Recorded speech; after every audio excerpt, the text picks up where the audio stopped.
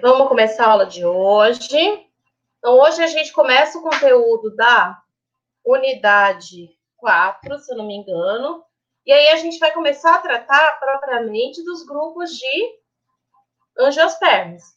Então, lembra, quando a gente começou a aula, a gente falou que as angiospermas antes eram divididas em monocotiledôneas e eudicotiledôneas, monocotiledôneas e dicotiledôneas.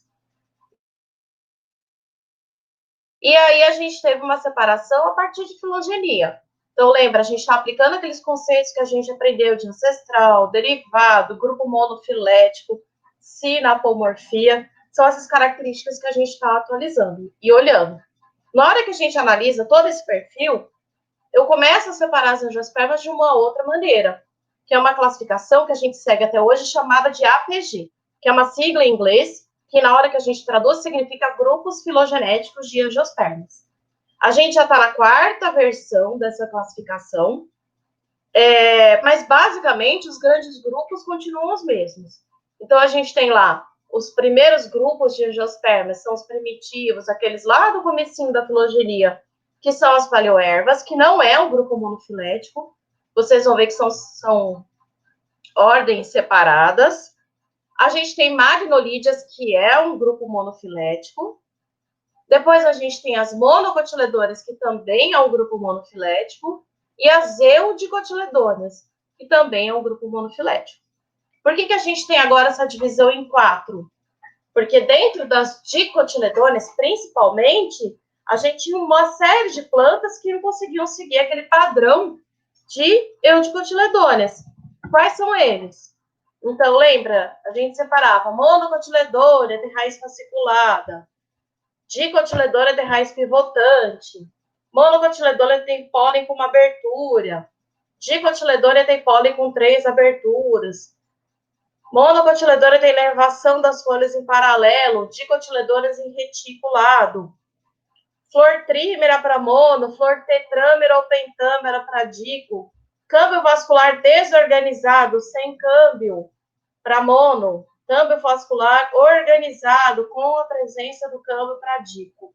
E assim por diante, além da presença de um cotilédone para monocotiledôneas, 2 cotilédones para dicotiledôneas. A partir do momento que eu tenho essa divisão, que era mais simplista, que eram os sistemas de classificação anteriores, como de Cronk, de Engler, de Taktayan, a gente começa a perceber, quando a gente tem o avanço da taxonomia, o avanço das técnicas de análise molecular e assim por diante, a gente começa a perder algumas coisas. E aí eu gosto sempre de dar o mesmo exemplo, que é o abacate. Então, vamos pegar, abacate pertence à família Lauraceae. O abacate, antigamente, ele estava incluído dentro das dicotiledôneas. E aí o abacate tem raiz pivotante, tem flor tetrâmera, tem inervação reticulada nas folhas, tem câmbio vascular organizado, tem uma série de características que demonstram que ela é uma dicotiledônea. Mas na hora da gente analisar os cotilédones, o abacate tem um só.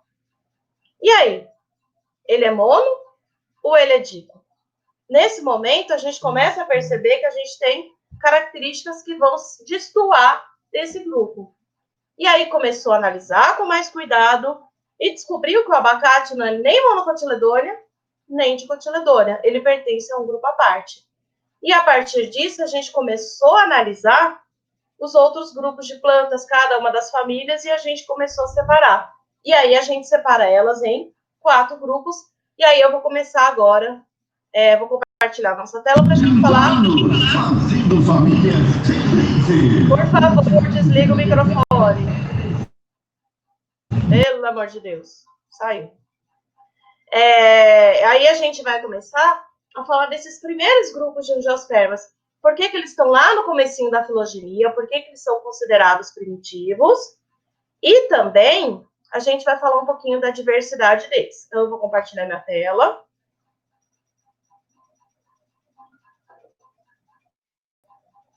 Tá.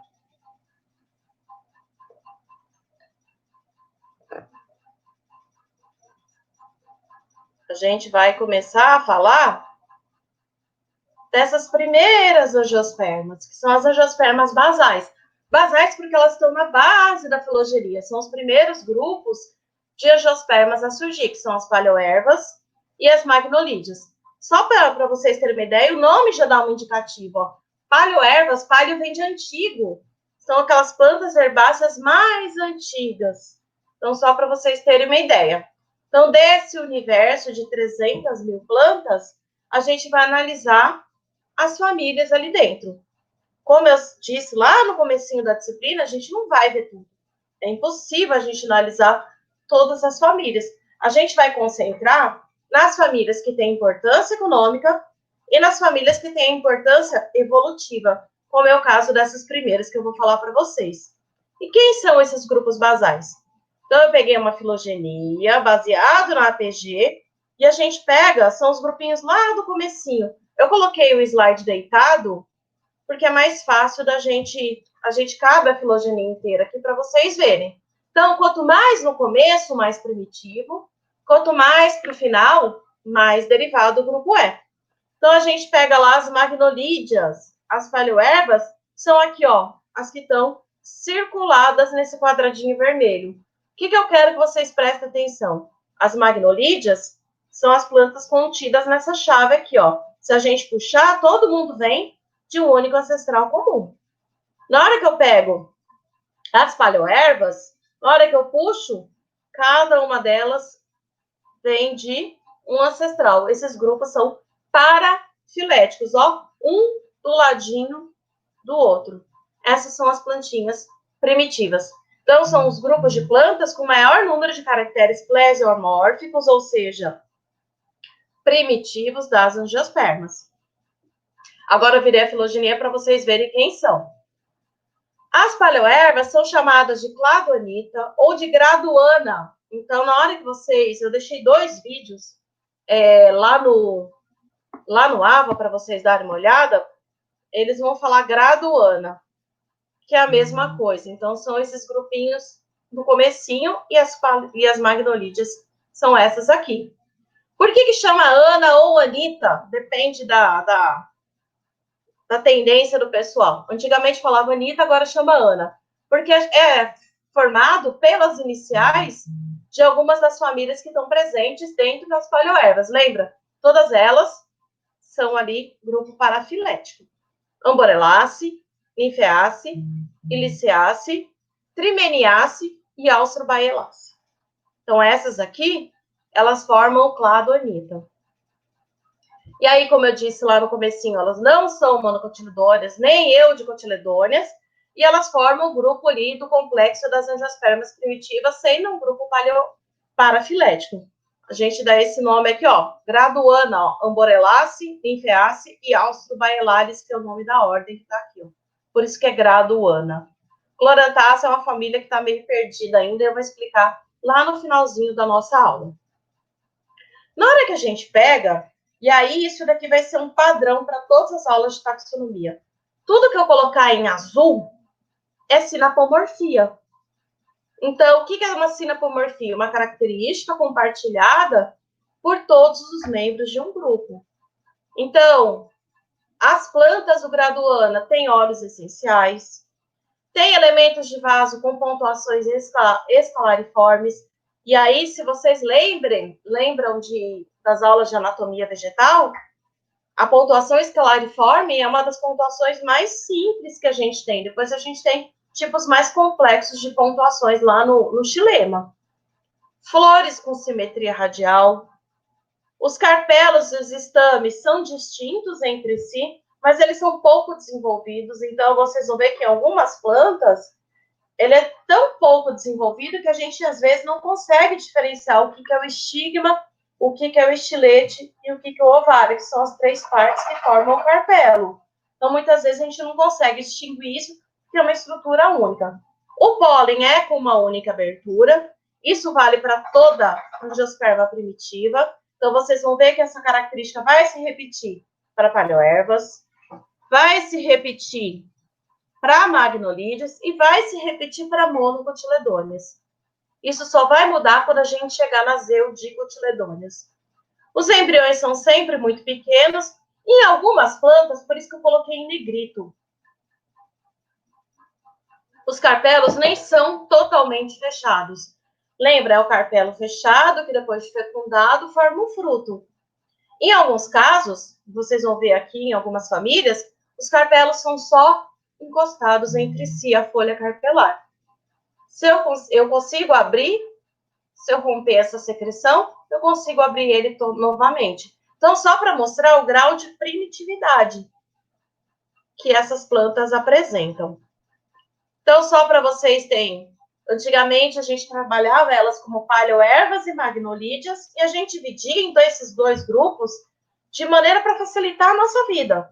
Então, as magnolídeas eram o grupo das plantas arbóreas, as plantas grandes, e as paleoervas, como o próprio nome diz, é o grupo herbáceo das plantas pequenas. Todas elas têm pólen de uma única abertura. Repara que eu coloquei aqui, ó, essas características, elas não estão em azul. Elas valem para a maioria dos grupos. Lembra que eu falei que não é um grupo monofilético? Então, vale para todo mundo, porque cada um vem de um ancestral diferente. Mas a maioria delas tem folha alterna. A maioria delas tem nervação palmada, que é em forma de palma, de mão, né? As flores têm poucas partes, que o estame, o filete antera, e o grão de pólen tem aquela columela que eu falei lá nas autapomorfias de angiospermas. Quem são elas? Então, lembra, é o graduana, Austrobaellalis, Nymphaealis e Amborelacea. Só para vocês terem uma ideia de plantas comuns que tem em cada uma delas.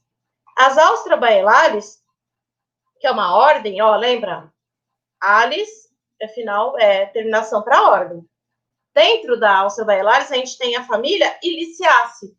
Iliciaceae é a família dessa plantinha que forma esse frutinho aqui, que é o anis estrelado. O anis estrelado, ele é muito utilizado como condimento, mais no hemisfério norte, menos aqui. Mas ele é um condimento muito utilizado na culinária. As Nymphaealis, que é uma planta típica daqui, com a família Nymphaeaceae, que é a família das ninféias, que são as Vitórias régia, muito presentes ali na região amazônica. E a Amborelacea é uma família muito peculiar, porque ela é formada por uma única espécie e ela está isolada num globo terrestre ali. Eu vou mostrar para vocês onde é que ela se encontra. Essa daqui é o que a gente chama de grupo irmão de todas as angiospermas. A partir dela que todas as angiospermas se diversificaram e colonizaram o ambiente terrestre, e hoje a gente tem essa infinidade de famílias. Então, é a partir desse exemplar aqui. É como se fosse o elo perdido, só que ele ainda é vivo. A Ceratophyllaceae é uma família que ela não é nem magnolídea, nem paleoerva, nem monocotiledôneas. Depois eu vou explicar sobre ela, e Chloranthaceae também aqui dentro. Então, na hora que a gente pega a primeira família, então a primeira da filogenia é a Amborelacea. Ela é grupo irmão de todas as angiospermas. E o que ela tem de característica? Primeira delas, elas têm traqueídes ainda. Então, lembra que eu falei da história do elo perdido? Então, a gente tem um grupo de plantas que ele ainda é um pouco intermediário, é dela que vai surgir todas as outras angiospermas. O pólen não tem a columela, lembra que ter a columela, que é a terceira camada do grão de pólen, é uma autapomorfia para angiosperma? Ela não tem. Tem óleo essencial, porque ela está lá naquele grupinho lá do graduana. A flor tem um sexo só e a planta é dioica, então tem planta masculina e uma planta feminina, sexos separados. E o gineceu é de ala e carpelar. Só que esse carpelo, ele não é totalmente fechado. A folha carpelar, ela só se encostou uma na outra. E forma um frutinho simples, que é a drupa. Então, encostou. Drupa é aquele fruto que tem caroço. E fechou ali, com o óvulo ali. Formado por apenas um único gênero e uma única espécie, que é a Amborella tricópoda. Ela é endêmica da Nova Caledônia, lá na Oceania. Então, na hora que a gente pega o mapa, onde que ela acontece? Ó, só aqui na Oceania. Então, se a gente pega a filogenia, ela é a primeira, ela que vai ligar a todas as outras angiospermas. Então, a gente não tem elemento de vaso, a gente tem traqueíde no lugar, e assim por diante. Se a gente pegar, o que ela tem de diferente também? E aí é uma curiosidade. Friedman, no artigo em 2006, analisando o saco embrionário dessas plantas, lembra que a gente tem 2 sinérgidas, uma osfera, 2 núcleos polares e 3 antípodas, formando 8 células? As amboreláceas têm 9 células, elas têm 3 sinérgidas. A função delas ainda não é muito bem definida. Então, a gente sabe que as sinérgidas, que são essas células presentes no saco embrionário, elas servem para guiar o gameta masculino até encontrar a osfera, que está bem ali na aberturinha do óvulo, ali na micrópila. Nesse caso, uma a mais é um sinal químico a mais, mas não se tem qual é a principal vantagem ou diferença para esse grupinho de plantas. Não se tem analisado, ainda não se sabe. Então, para a amborelácea, o que eu queria mostrar para vocês? Só para mostrar que esse é um grupinho de plantas que a gente tem as características que vão mostrar como é que as angiospermas vão ser. Porque ela é um grupo irmão de todas as angiospermas. Tem importância econômica? Não, mas ela tem uma importância evolutiva importantíssima. Próxima família, e essa tem uma importância econômica, uma importância até geográfica, que é a família Ninfeaceae. Ninfeaceae é a família das ninféias, da Vitória Régia. E ela é uma planta bastante peculiar e bastante típica da região amazônica. E o que as ninféias têm de características sinapomórficas? Lembra, tá em azul, é sinapomorfia. Todas as ninféias têm látex, então são esses canais laticíferos. E tem pelos, que são os tricomas, que liberam uma mucilagem, é um pelo viscoso. Então, além do látex, elas têm mucilagem. Não sei se vocês lembram das aulas de morfologia vegetal, mas não sei se vocês fizeram comigo ou com outro professor, mas a gente sempre analisa nas aulas de morfologia as flores de hibisco. E o hibisco é uma planta que tem muita mucilagem, então a gente vai tirando as partes do hibisco, a mão da gente chega a ficar molhada com esse líquido viscoso. Isso que é a mucilagem. As ninfeáceas têm flores hermafroditas, com um pedicelo longo e assim por diante. Então, eu vou mostrar para vocês na figura, que eu acho que é mais fácil. O que as ninféias têm de diferente? Primeiro, a base da folha. Então, as folhas, elas têm essa base alongada, esse formato mais ou menos circular, e elas ficam sempre flutuantes, são plantas aquáticas. E por elas serem flutuantes, o que eu tenho aqui para deixar, para manter ela flutuando? A gente tem um parênquima aerífero bastante desenvolvido. O que é esse parênquima aerífero? São camadas de ar, por isso que ela fica flutuando. São plantas herbáceas e a gente tem um rizoma que prende elas lá no fundo, no leito do rio. As flores, elas seguem o padrão daquela flor primitiva que a gente viu lá nas teorias, principalmente na teoria Euantiel, que mostra o padrão de flor primitiva para as angiospermas, que é o quê? Essas numerosas pétalas e sépalas, nesse caso a gente chama de tépala, porque elas são iguais entre si, num receptáculo alongado, que é esse receptáculo cônico. E essas partes são dispostas em espiral. Não sei se vocês conseguem perceber que elas estão em espiral. Então, eu tenho um monte de sépala, um monte de pétala, um monte de estames e os carpelos lá no meio também, todos eles em grande quantidade. Ela tem o mesmo padrão de flor primitiva, igual de magnólia, que é o padrãozão que a gente enxerga. Então, na hora que a gente analisa com cuidado, a gente consegue perceber como esse receptáculo ele é alongado. Então, olha que isso tudo é o receptáculo.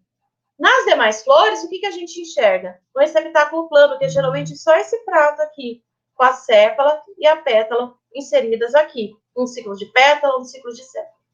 Para as vitórias régias, de um modo geral, a gente tem uma série. Então, a gente tem mais para baixo, mais para cima, mais para cima, mais para cima, e assim por diante. Então, esse receptáculo, ele é todo alongado. Depois de fecundado, vai formar um fruto que a gente chama de opecarpo ou cápsula florescida. Não sei se vocês conseguem perceber aqui, em branquinho, isso tudo é látex. Ela tem uma quantidade de látex muito grande. Então, essa quantidade de látex é bastante presente na família. E aí a gente tem o que aconteceu com as flores de Vitória, que é da Vitória Régia, e das ninféias, que são os outros representantes. Só para mostrar o quanto que esse receptáculo ele se torna alongado. E aí algumas curiosidades, né? A Vitória amazônica é uma das maiores folhas flutuantes que a gente tem. Chega a ter 1,80 m de diâmetro. Então, o diâmetro da folha pode atingir 1,80 m. E esse parênquima aerífero, ou aerênquima, que mantém a folha flutuante. Essa daqui é uma foto tirada na década de 70, desculpa, que percorreu o mundo inteiro, que aí veio um inglês para o Brasil fazer uma expedição aqui pelas terras amazônicas, e aí os índios mostravam para ele por como que a Vitória Régia era forte, resistente, então eles botaram um bebê ali e o bebê não afundou. E essa foto percorreu o mundo, mostrando ali como essa planta era diferente ali para o mundo. Não lembro se é década de 60 ou 70, não tenho muita certeza. A Vitória amazônica é a maior flor das Américas e a segunda maior do mundo. Então, ela pode atingir cerca de 30 centímetros de diâmetro. Então, ela é uma flor enorme. Então, ela é bastante grande. Então, só para mostrar, aqui está em inglês, mas funciona do mesmo jeito, ó. As pétalas. Então, olha como a gente tem vários ciclos de pétalas aqui.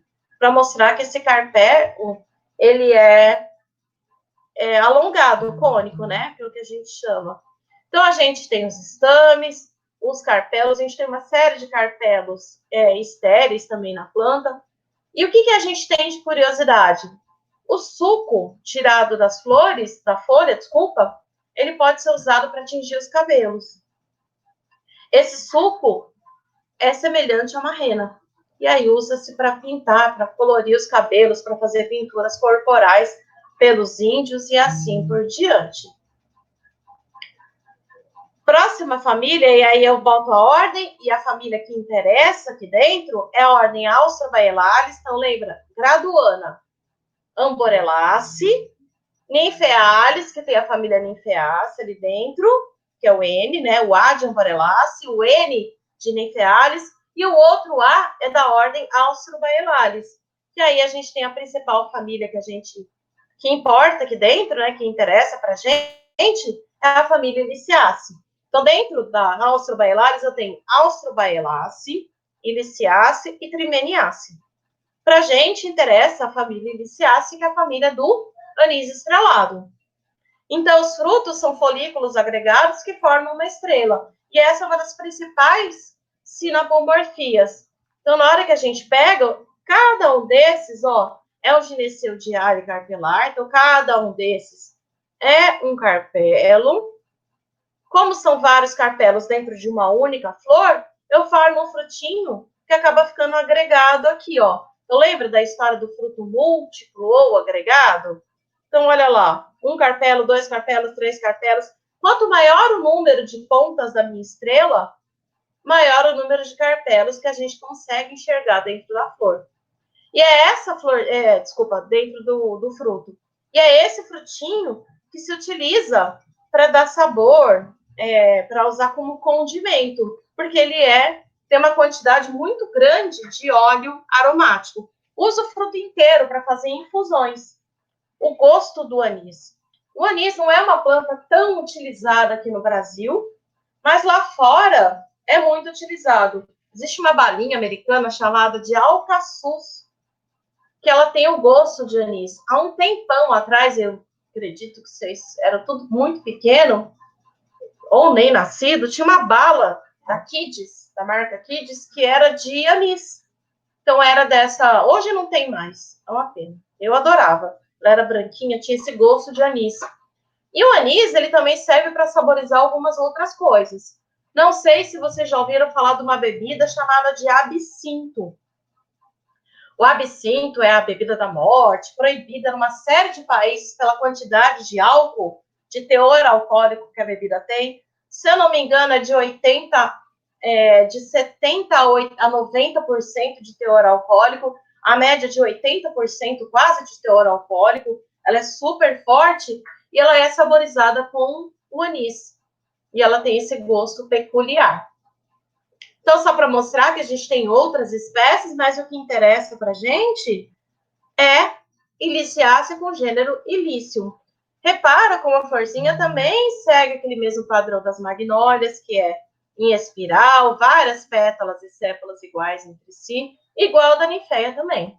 Então, mostra como a flor primitiva ela veio seguindo ao longo da filogenia, e aí que depois só que ela muda as características e é o que a gente tem toda a diversificação das angiospermas. Então, dentro do graduana, são só essas três. Umbrellaceae, Nymphaealis e Austrobaelaris com a família Iliciácea. Esse grupo que eu falei agora, que são as paleoervas ou graduana, eles são parafiléticos. Agora, dentro das magnolídeas, que é o próximo grupo, esse grupo sim é um grupo monofilético. E quem são elas?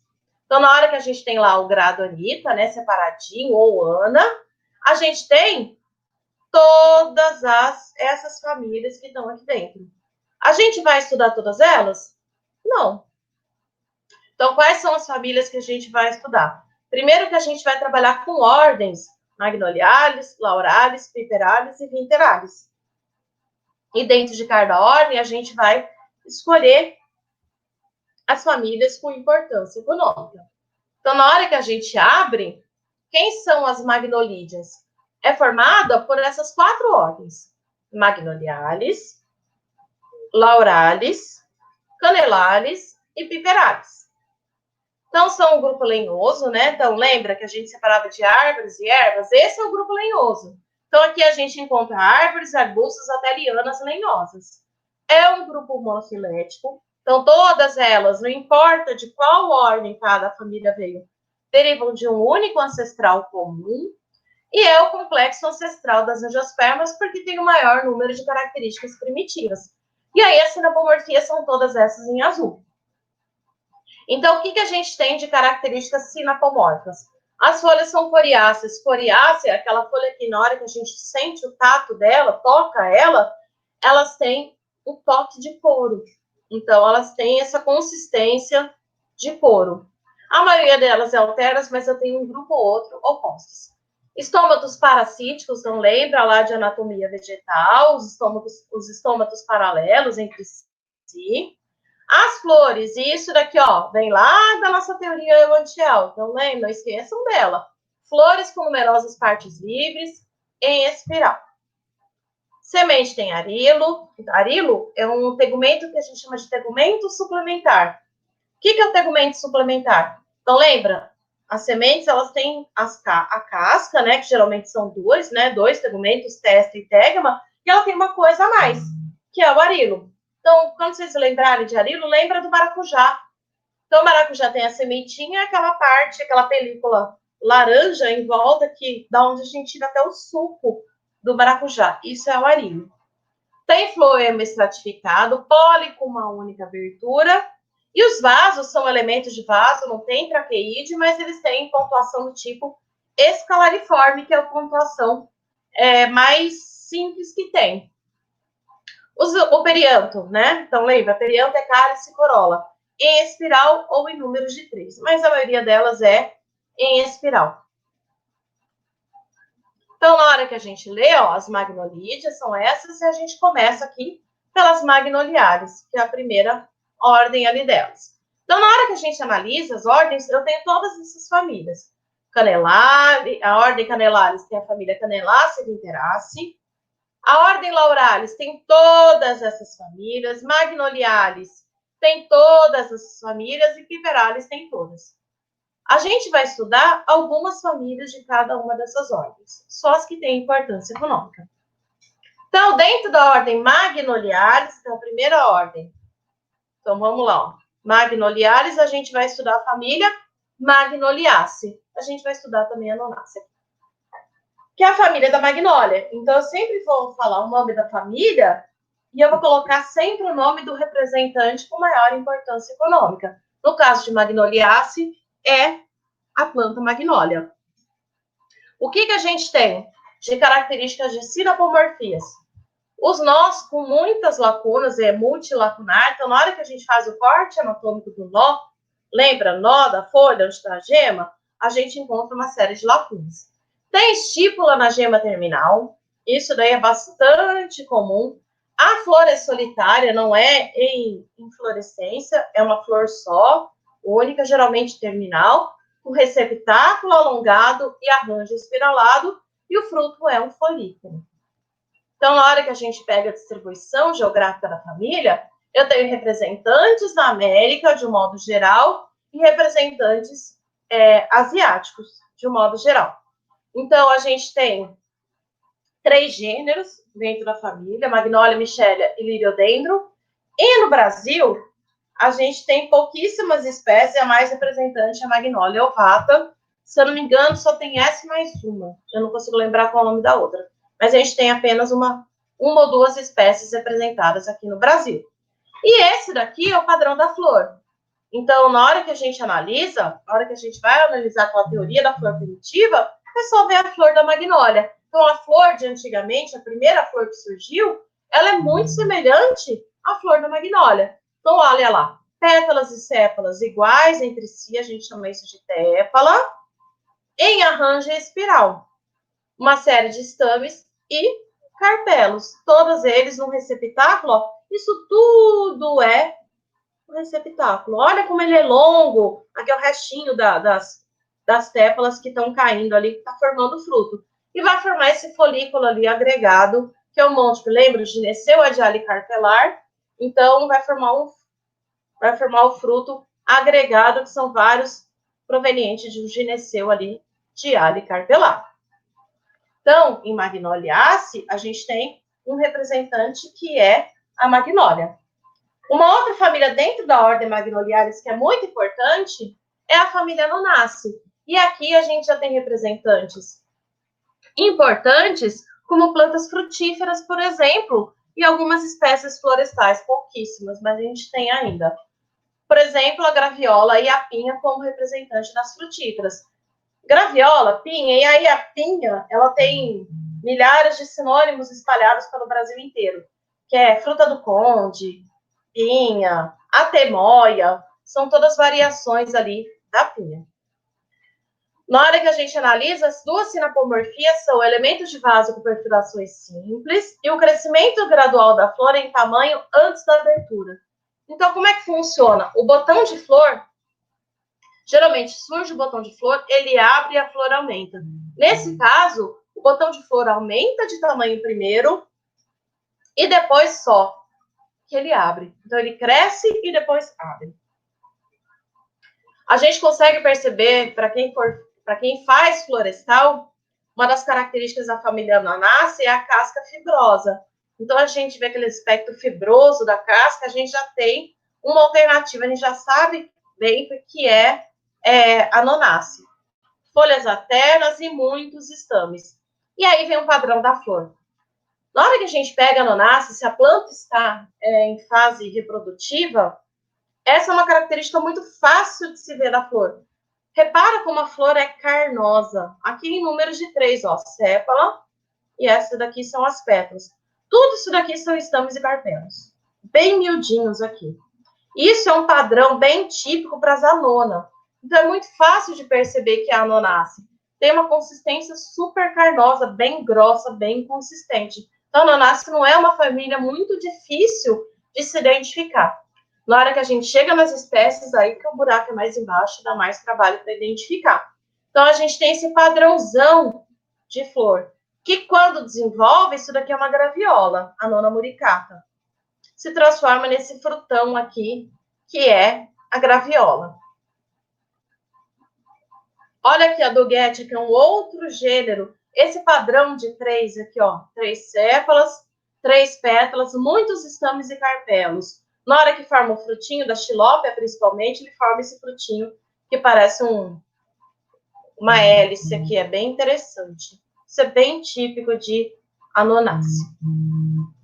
Então, as guatérias, as anonas, de modo geral. Então, o padrão de flor, ele é muito semelhante e muito típico de Anonaceae. É muito difícil a gente ver flores desse jeito, a gente já sabe que é a família Nonaceae. Então, dentro de Magnoliares, que é a primeira ordem, a gente viu duas famílias, Magnoliaceae e Anonaceae.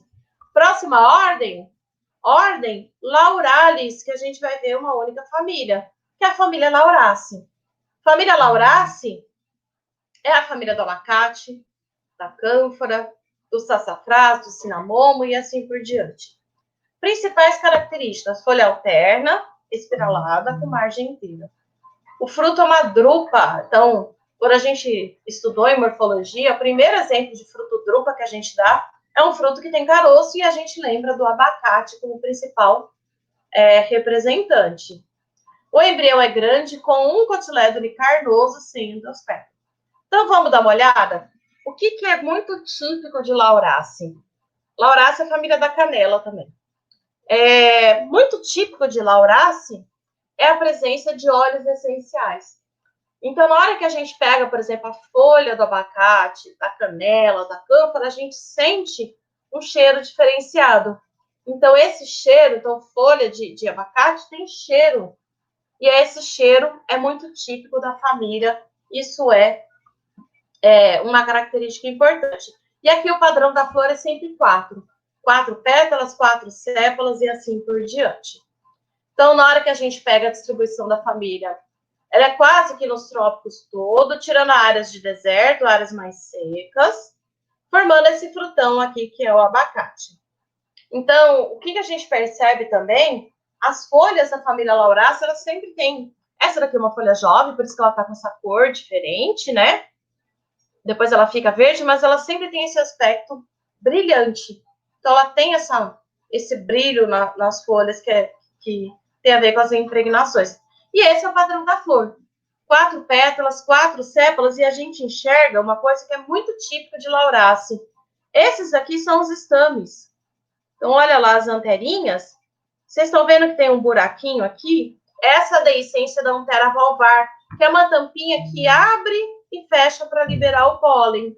Então, a gente não tem um desperdício na produção de grão de pólen, que abre quando o polinizador está lá. O polinizador foi embora, a tampinha fecha, a válvula fecha e não desperdiça o grão de pólen ali. Isso é muito interessante dentro da família Lauraceae. Eu vou passar um vídeo e eu quero que vocês me deem o feedback se vocês estão escutando o vídeo. Rapidinho, é aqueles agroetec, agroepop, agroetudo e por aí vai. Ah, não é. Esse é outro. A gente está super acostumado com o azeite de oliva, mas o azeite de abacate também é uma opção super saudável. Ele é capaz de reduzir doenças do coração, prevenir doenças dos olhos como a catarata e a cegueira noturna, além do emagrecimento. De olho nesses benefícios, olivicultores lá de Maria da Fé, no sul de Minas, estão investindo nesta produção como uma alternativa no período de entre-safra da oliva. Então ele vai mostrar como é que mesas se de faz muitas o azeite famílias de brasileiras, abacate. o abacate foi criticado por muito tempo pelas gorduras e calorias, quando na verdade ele é um dos melhores alimentos fornecidos pela natureza. E de vilão a mocinho, a fruta deu uma reviravolta e voltou com tudo. Em Maria da Fé, na fazenda da Epamig, as experiências com o abacate levaram à produção de azeite. Ele produz, dependendo das condições de fabricação, um azeite finíssimo, de muito boa qualidade, comparado ao azeite de oliva. A densidade do azeite de oliva ela é um pouco maior que a densidade do azeite de abacate. A coloração do azeite de abacate também é um pouco diferente do azeite de oliva. O azeite de abacate, em geral, ele é um pouco mais verde, porque ele é rico em clorofilas. Eu coloquei uma pergunta Mas lá há no uma questão WhatsApp, que, na verdade, é uma estão similaridade escutando que existe entre os dois, né? Que é o perfil de ácidos graxos. Ácidos graxos são os componentes, né, que dão a esse aspecto gorduroso da fruta do abacate, né? E os ácidos graxos são majoritariamente aqueles insaturados, que são considerados os benéficos à saúde do ser humano. Depois eu vou contar uma historinha sobre o azeite. O processo de produção do azeite é o seguinte: a variedade usada é o abacate avocado. Ele é menor e enrugado. É uma espécie de abacate melhorado, muito nutritivo, que ajuda a manter o coração em ordem, mas é pouco familiar no Brasil. Ele tem maior conteúdo de azeite e é o mais usado em agroindústrias. Antes de serem despalpados, os abacates são selecionados. A polpa é transferida para a moagem e depois para a batedeira a 50 graus. Quando o azeite aparece sobre a pasta, é o momento de levá-lo para a centrífuga, onde ele é separado da polpa. Se for preciso, ele é filtrado. Pronto, o azeite pode ser usado imediatamente. O ideal é consumi-lo até 8 meses, para que ele não perca nenhum dos benefícios. O prazo máximo para o consumo é de 12 meses. Por aqui, a sobra da extração do azeite se transforma em cosméticos, por meio de um processo artesanal. O azeite de abacate ele é rico em vitamina A, E, C, vitaminas do complexo B e aminoácidos. Por isso ele é muito utilizado em produtos para o cabelo, para a pele. E a composição química, as características químicas do azeite de abacate é muito parecida com da pele humana. Na fazenda experimental da Epamig, 250 ml de azeite de oliva sai ao preço de R$ 35, enquanto o de abacate sai a R$ 25. E de Maria da Fé, nós seguimos até São Sebastião do Paraíso. Por aqui, o abacate se transformou em mocinho há muito tempo, ou melhor, há cerca de 30 anos. Quando quase ninguém dava nada para o abacate, o pai do Carlos investiu na lavoura e a produção cresceu. E hoje eles têm 5 fazendas produtoras. São 500 hectares plantados, 400 em produção e 100 em formação. Ano passado.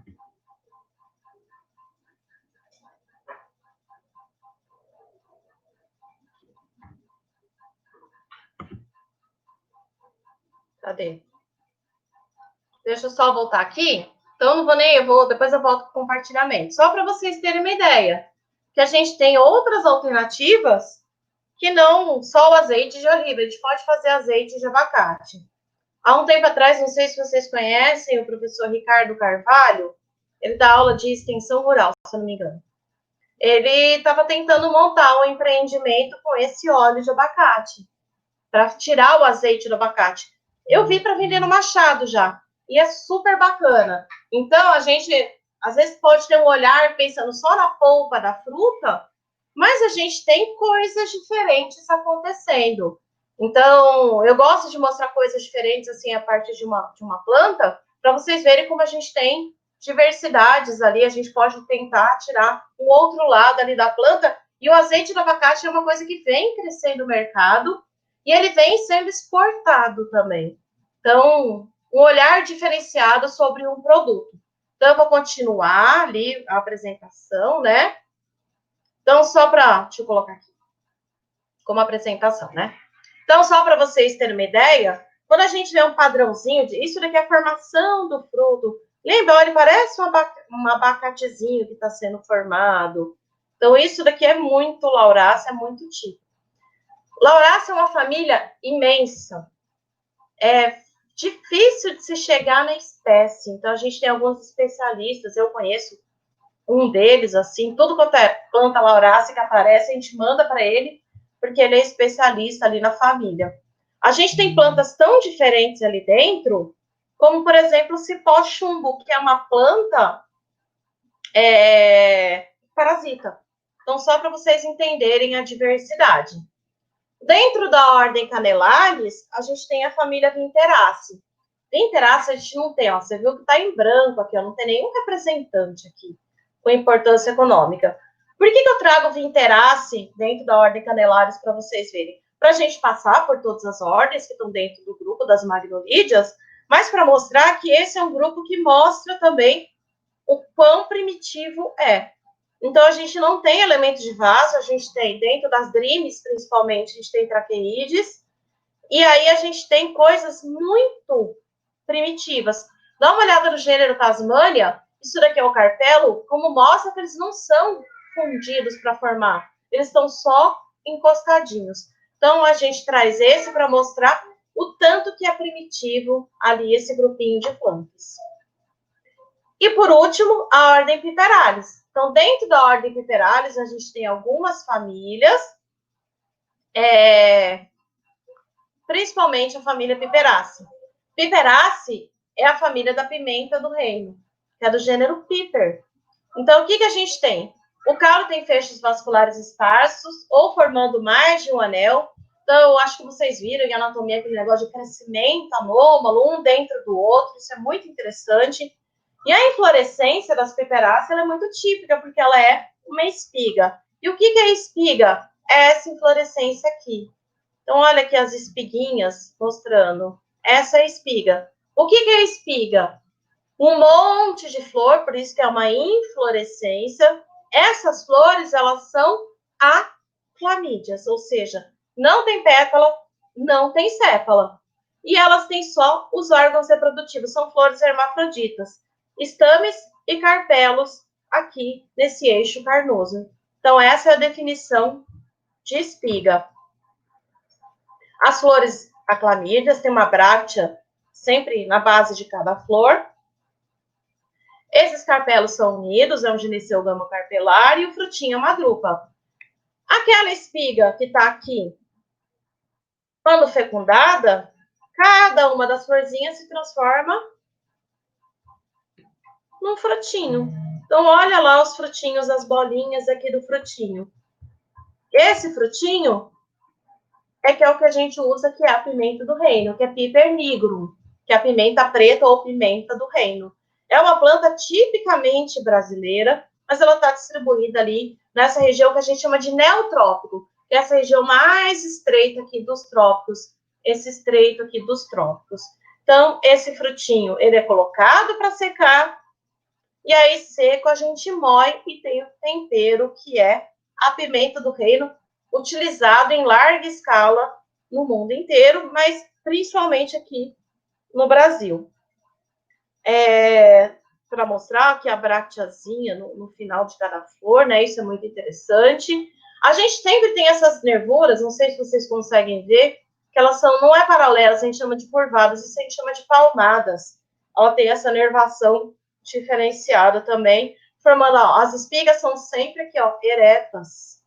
Então, é um eixo carnoso com as flores aclamídeas distribuídas. Mas ela é ereta, ela fica em pezinha. Olha aqui a pimenta do reino. Esse é o frutinho verde. Quando maduro, leva ele para secar e moe e tira a pimenta do reino. A maioria dos pipers, eles são plantas arbustivas. A maioria delas. Mas a gente também tem representantes arbóreos, como o piper arbóreo, que é uma árvore bastante grande. Mas essa é a principal característica. E uma outra planta que eu gosto de dar, porque ela parece é uma trepadeira invasora ali de terrenos baldios, de pasto, principalmente, tem uma flor diferente, que é a família Aristolochiaceae, que é a família do papo de Peru. A família Aristolochiaceae, ela é formada por ácidos aristolóqueos, e é essa daí que vem o nome dela. Esse ácido é o que vai dar um cheiro, e o composto que tem é um composto amarelo nitrogenado. Então, ela tem um cheiro mais ardido. É um cheiro mais que pega, assim, a gente sente no nariz um cheiro mais ardido, que é por causa desse ácido aristolóquio. E aí, antes de eu mostrar todas essas coisas que está escrito aqui, é uma planta trepadeira, na maioria dos casos, e ela tem uma flor muito vistosa. E essa daqui é o papo de Peru. Eu gosto de mostrar a gigântea, porque ela é o representante maior, então é a flor maior, né? E ela tem esse formatão diferente. Então, como é que funciona? As pétalas, elas se fundem e formam esse padrão aqui em formato de orelha. E aí, para ver se vocês estão treinados ali para a prova de sexta-feira, olha a cor dela, como ela é marrom, um vinho escuro. Tem esse efeito de profundidade aqui, mostrando que tem algo importante no fundo da flor. Essa é uma planta polinizada por mosca. Então, ela tem um cheiro mais desagradável, esse cheiro ardido, atrai a mosca que faz a polinização. As sépalas se fundem e formam esse tubo em forma de S. E aí, os órgãos reprodutivos estão lá no fundo desse tubo. E esses órgãos reprodutivos, na hora que a mosca entra, né, procurando o cheiro, procurando a recompensa, então, lembra? flor de mosca é sempre vazia, não tem recompensa, ela acaba efetuando a polinização. Então, os órgãos reprodutivos, eles são fundidos entre si. Os estames e os carpelos acabam formando uma estrutura única. E olha que interessante, na garganta desse tubo em S, eu tenho sempre uma quantidade muito grande de tricomas. E esses tricomas é que ajudam a mosca a sair da flor. E não adianta nada a mosca entrar e não conseguir sair desse tubo. Então, esses tricomas ajudam a mosca a escalar e sair de dentro da flor para procurar uma outra flor e fazer a polinização. E o último grupo que a gente tem aqui dentro é um grupo que ele é incerto. Ele não está posicionado nem lá no Gradulana, não está posicionado nas magnolídeas e também não é monocotiledôneas. A gente costuma colocar ele mais próximo das monocotiledôneas, mas não necessariamente, a posição dele ainda é incerta. Por quê? Ceratofilares, tem esse gênero Ceratophyllum, Ceratophyllaceae, família, ela é uma planta aquática. E aí, por ela ser uma planta aquática, ela tem uma série de adaptações para esse ambiente aquático. Então, a configuração da planta é toda modificada para uma planta submersa, que fica debaixo d'água. Então, o que a gente tem? É uma erva aquática submersa. Ela não tem uma raiz propriamente dita, mas ela tem uns ramos que ancoram ela ao substrato do rio.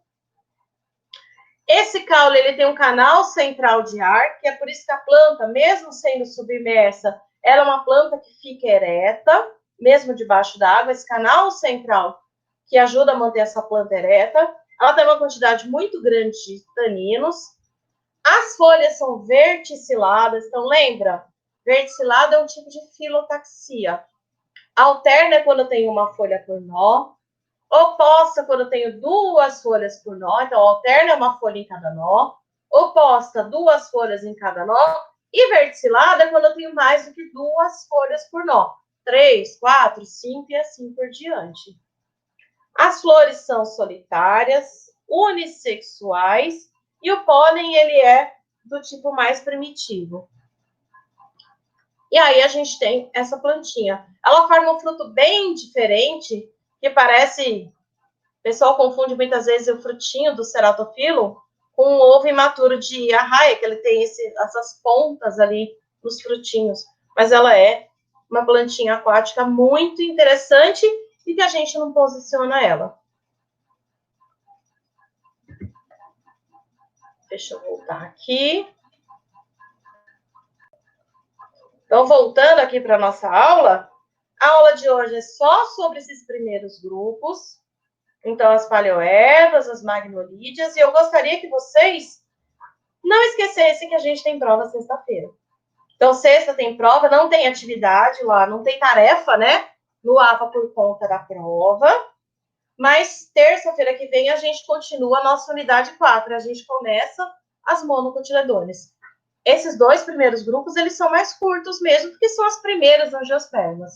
A partir de monocotiledôneas, a gente vai ter um universo maior e o de cotiledôneas maior ainda. Por isso que a gente vai dividindo o assunto em partes menores. A gente vai ter 2 aulas de monocotiledôneas, tá bom? A prova vai ficar 24 horas, naquele mesmo esquema.